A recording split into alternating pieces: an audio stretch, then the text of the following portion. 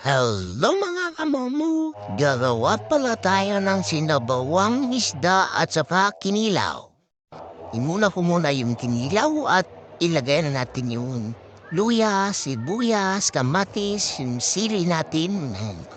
At magpiga na tayo ng ating kalamansi. Ayan, iniisa-isa ko yung pagpiga ng ating kalamansi. At yan yung magpapasarap lalo sa ating ginagawang kinilaw. Ayan, nakikita niyo ba yan?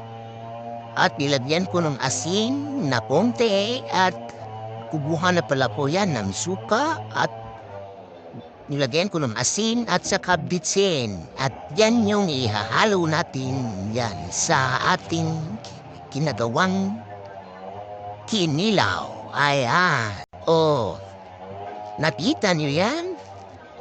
At natapos na yung ating kinilaw. Yan na pala yung kinilaw natin, no? Diba? Abang gumagawa nga ako ng kinilaw ay nagpakulo na ako ng tubig. Ayan. Nung kumulo na ay nilagay natin yung ating mga sangkap sa ating sinabawang isda. Ayan, tinakpan ko at lagyan natin yung tanglad.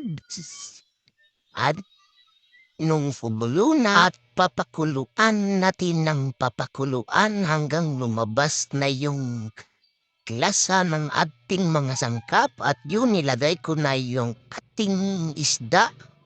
Ang gamit ko pala dito ay isda na tulingan at nabili ko yan kanina kasi may dumaan at presko pa. Kaya sinabawan ko. Ayan, kumulo na, nilagay ko na yung asin na pangpalasa sa ating sinabawan. At yan, tingnan nyo. Pagkatapos pala ay maglagay na tayo ng bitsin. Yan yung pagdaglag lasa sa ating sinabawan na isda. Bitsin pala yung gamit ko kasi mas masarap yung bitsin pag kinamit sa sinabawang mga isda. Ayan, tinakpan at titikman natin kung okay na yung lasa. Ayan, tinikman na pala ng pamangkin ko. Ayan, sabi niya okay na. Kaya, ayan, at isusunod na pala natin yung ating dahon. Chinese pitsay pala yung nagamit ko niyan kasi yung inutusan kong bumili ng pitsay, ayan yung nabili niya.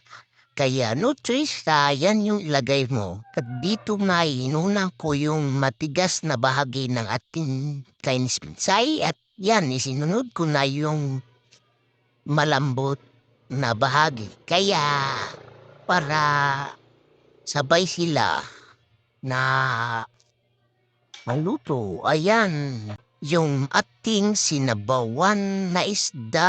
Ayan, tapos na. At sinali na natin sa isang lagayan. Tingnan nyo naman. At umuusok pa, o diba? At maganda na sa pagkain. At dito nga ay pumupwesto na kami at kakain na. Ayan. Oo, diba?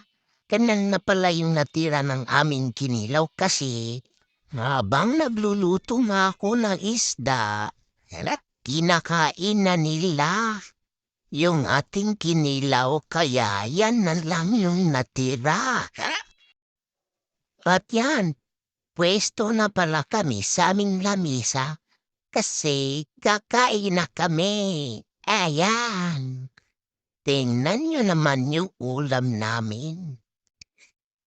Ang sarap niyan.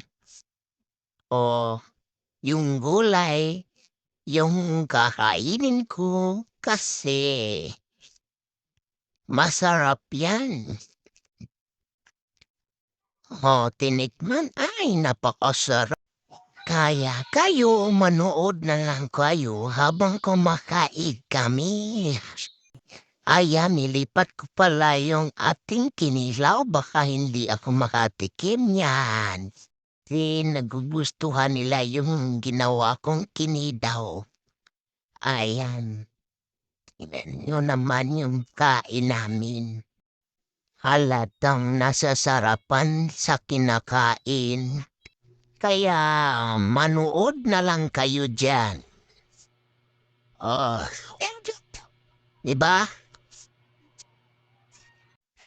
Yun lang. Salamat pala sa panunood ng aming mga video. Sana nagustuhan niyo.